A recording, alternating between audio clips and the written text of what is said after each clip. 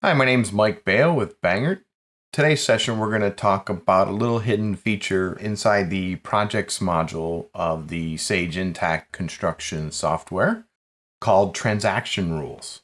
And transaction rules can be used to calculate things like indirect costs, billing rates, anything related to employee labor that either gets entered in through the time and expense module in Sage Intacct or directly in the payroll module, and that flows into the time and expense area in the system. So, we're going to go over a couple scenarios today on ways to use this functionality. One of the most common areas would be to have some indirect transactions created off of those labor hours or labor amounts.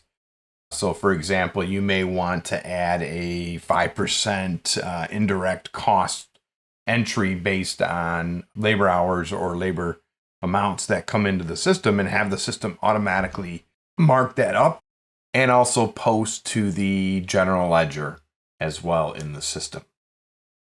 Another area is a lot of cases clients using the payroll module, and they do not want actual payroll amounts to flow over to the projects. They want to use an established billable rate, so to speak, that the project gets charged based on the employee or work that's being performed by that employee. So the system is capable of having it so the payroll entry goes to the actual payroll entry goes to the general ledger.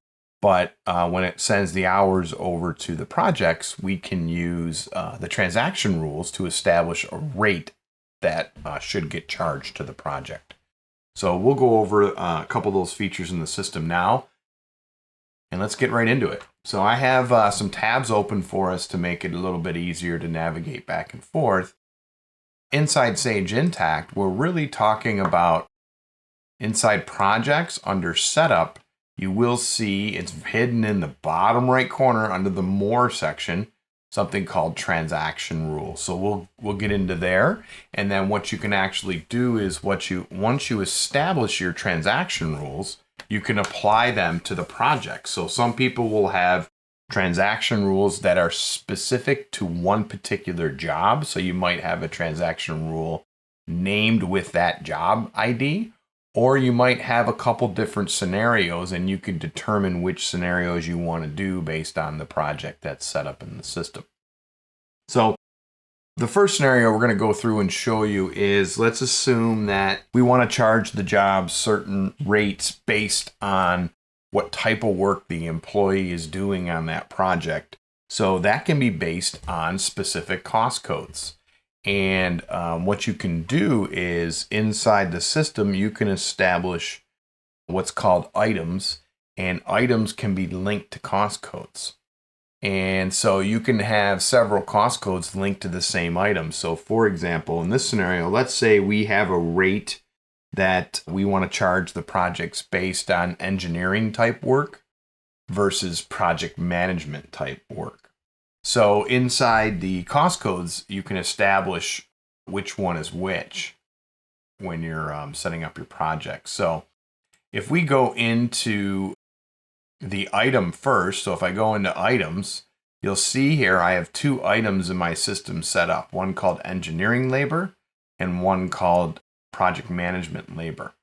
Inside the item setup, one of the important features is I can tie it to what's called a GL item group. So this is really just a standard list that you can set up and use to determine how it differentiates. So in this scenario, I chose to set up one called engineering and one called project management.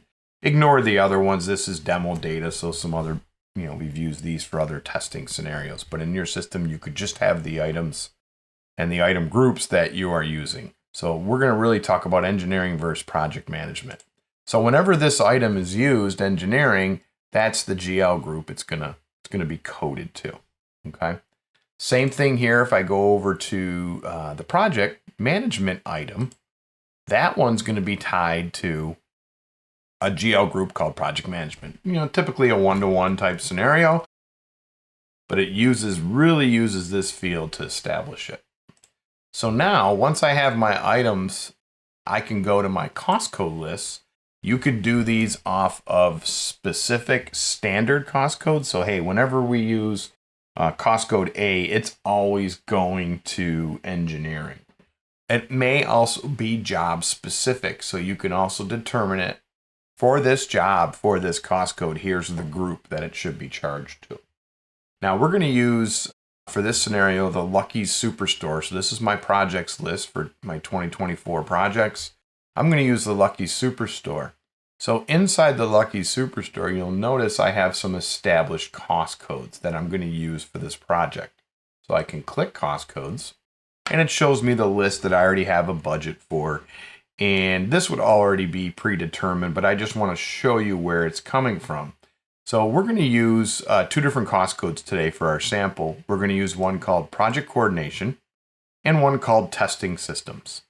So you might have one called engineering and project management, just as specific or simple as that.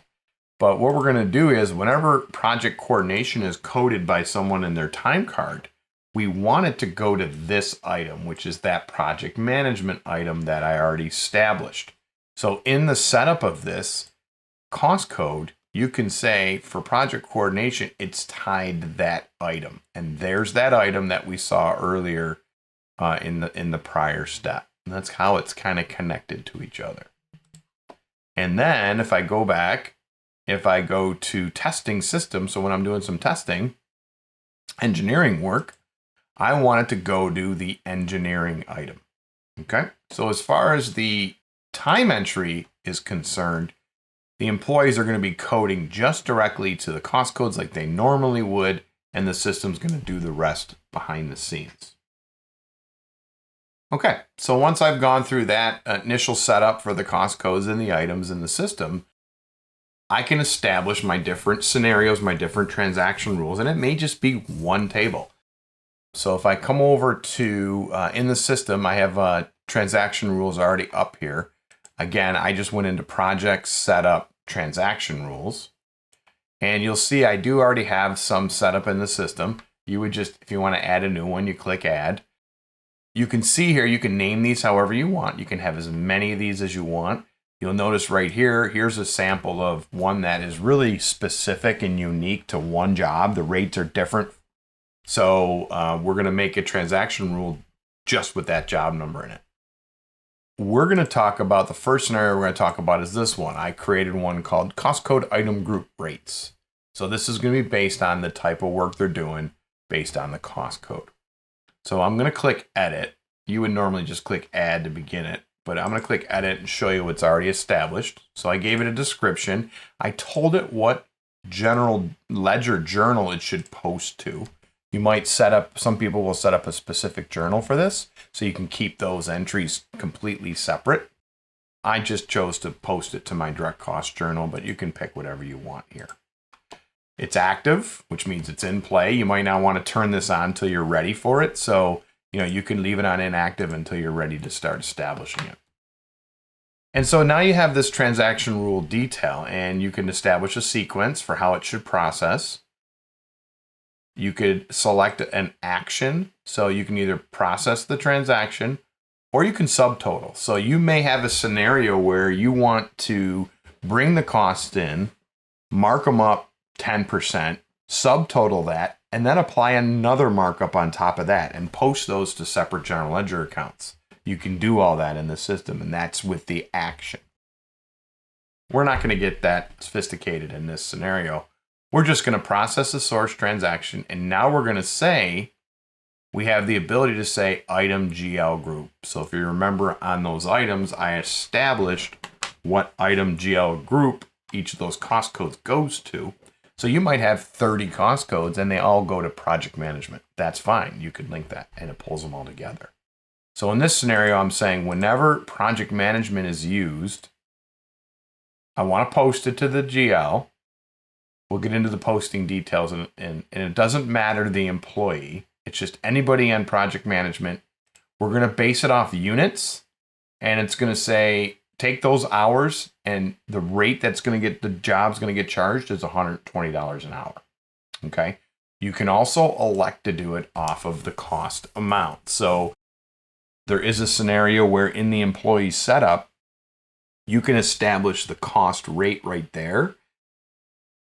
And so let's say you just want to use the cost rates for the employees, and then you want to apply a markup to that. Well, that's where you would use the cost amount, and then the rate becomes the markup. The rate becomes the 5%, the 10%. So that option is there as well. We're not going to dig into that today. I will say, use the help on this page. It gives you scenarios.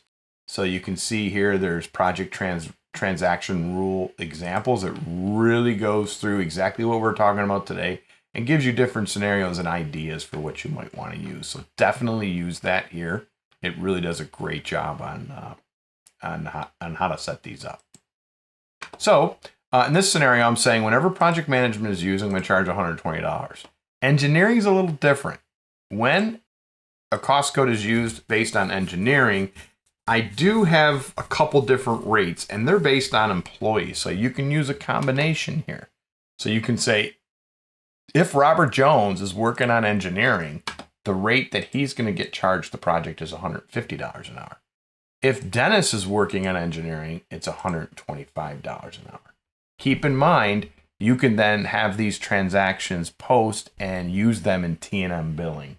So this is also a way to get your rates, your cost rates over to do your proper T&M bill. Okay, so you can do that. You don't need to. You can just have one line for engineering, or you can make them employee specific or employee group specific, which we'll get into in the next scenario. So in this scenario, I'm good here. You come into here for your posting details. So you're saying, all right, what do you want to happen in the GL?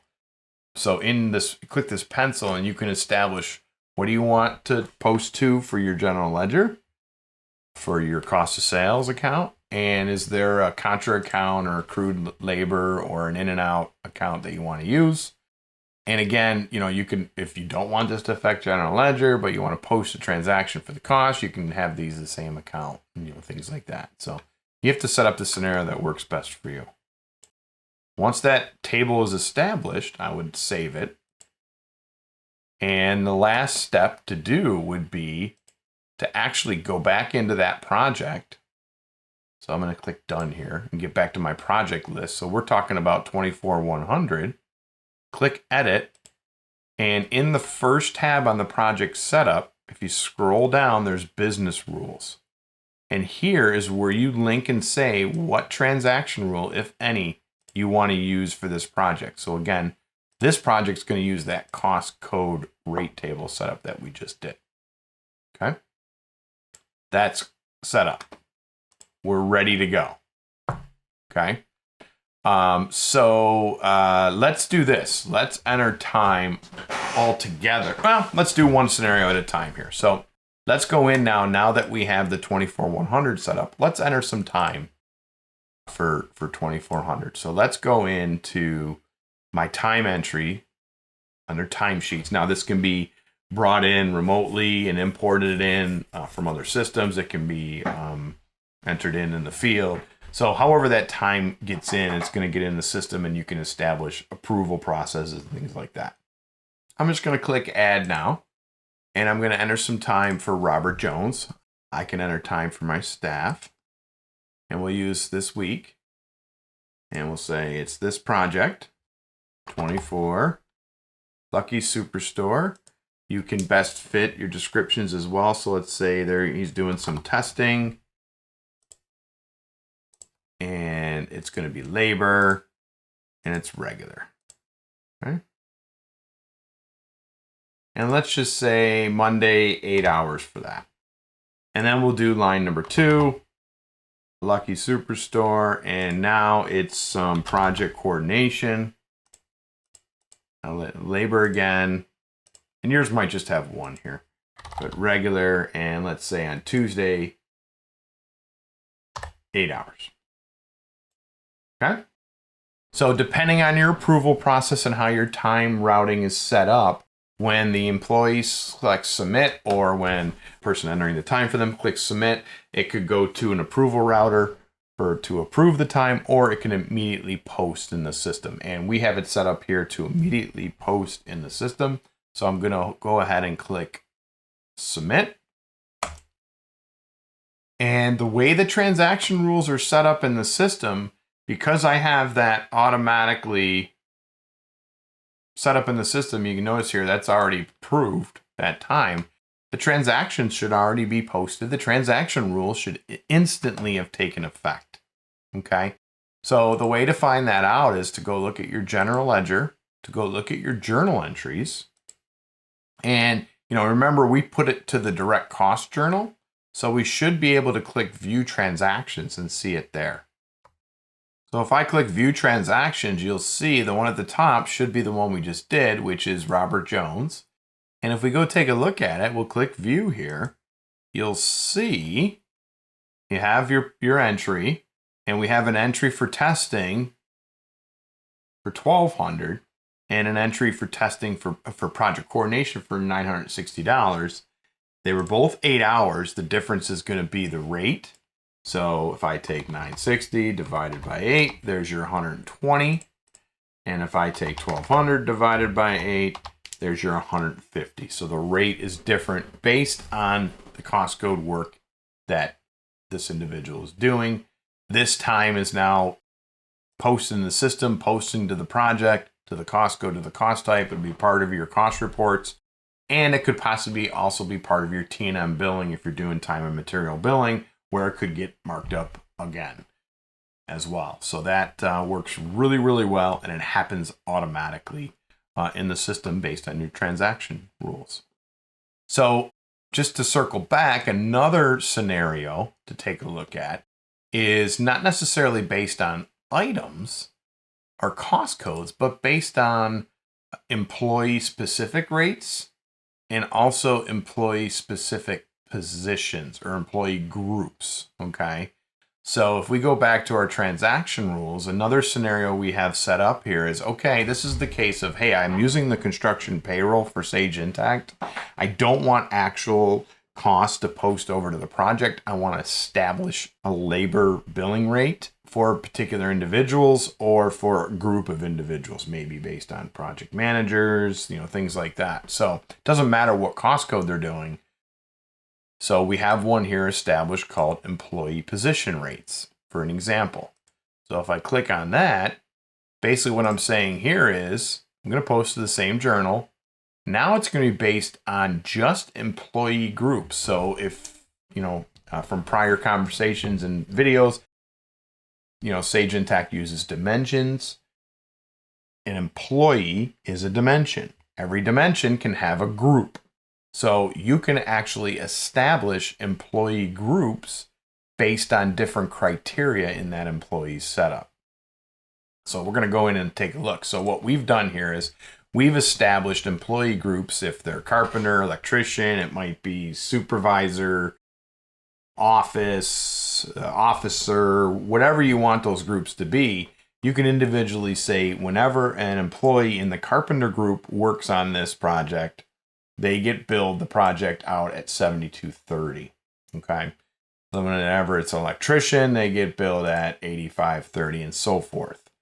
You can also be specific and say if it's this employee, it gets this rate and so forth. So this would be if the rate changes per project. If the rate doesn't change and it's just based on the employee, you don't need a transaction rule for that. You can do that in the employee setup in time and expense. But let's say, hey, this employee's rate to the projects changes based on what job it is. So that's where you can use a transaction rule for that and make it employee specific. So the first thing to do is the same concept happens here as far as how you set it up, how you create the posting detail, okay, what accounts it goes to, all that good stuff is the same. The difference is how you accumulate that information. So for employee groups, what we would do is, let me see what I have here. We would go into our time and expense. Let me go into here and hold on one second. Okay, we would go into, let's actually go into, where is it? Company.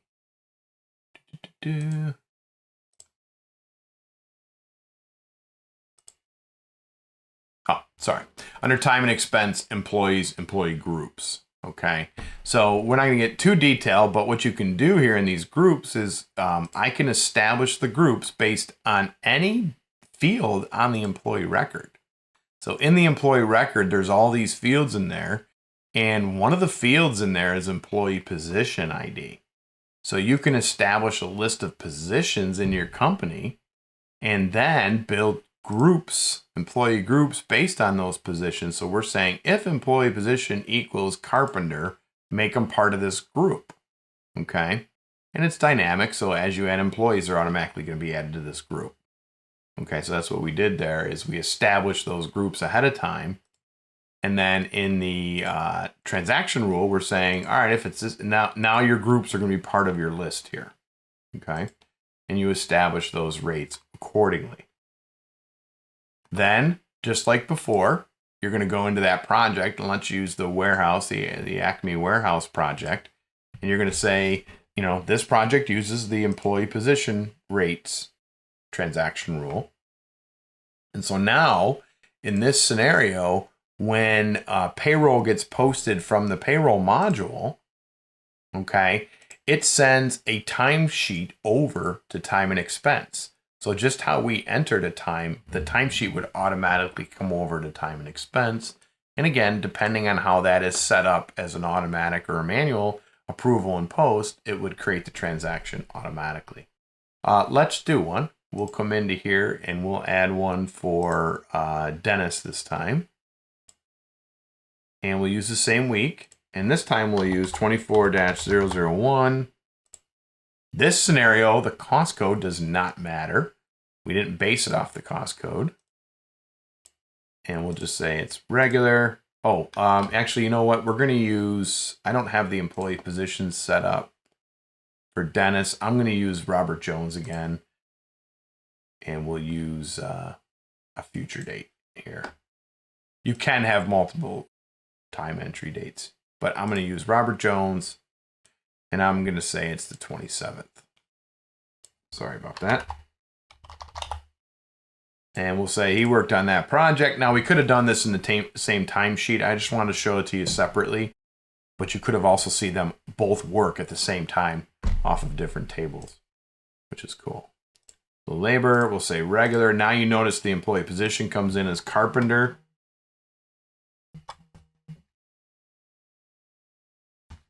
And we come into here. We'll say he worked 8 hours again on that project as a carpenter. And then we would hit submit. And now again, instantly in the general ledger under journal entries, I'm going into my direct cost journal. There's that Robert Jones post. And now you'll notice the entry. Sorry about that. And this is another cool feature that I didn't show you last time is it's interactive. So if you want to get back to the timesheet entry, you can click on that amount and it takes you back into the time card. So you can actually view it and view the time card. So I got right back into that time card. Okay. So you can do that too, which is really cool. Say done here and it'll take me back. So in this scenario, I know he did, it was 578.40 divided by 8 hours. The rate is 72.30. And if you remember in our transaction rule for employee position rates, 72.30. Okay. So in that scenario, we posted a established cost rate to the project for the employee based on a position, and the actual payroll just posted to general ledger. And then there's, we can establish a, contra account for the difference in the two and be reconciled at the end of the year. So these transaction rules are kind of hidden, but they're a great tool to use for doing some different things with costing to the projects based on either indirect markups or labor rates in the system. So, like I said, use the help, and then, watch this video and you should be good to go. If you have any questions or comments, please put them in the section below. You can email us at help@bangertinc.com. And please like and subscribe this video, and look forward to talking with you guys on some future topics. Thank you and have a great day.